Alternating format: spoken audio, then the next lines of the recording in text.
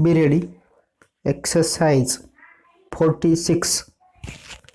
Have you ever noticed what useful lessons you may receive through a shrewd look at the faces of the people you come across in traveling? You will see in them humor and gloom,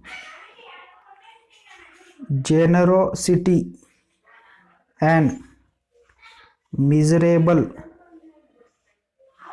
stinginess, pluck and nervous fear, wisdom and simplicity.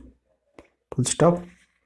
You will notice the drinker and the abstainer, the hopeful and the fearful, the clever talker and the bore, the flighty and the modest, the pilferer and the honest fellow, the loafer and the worker.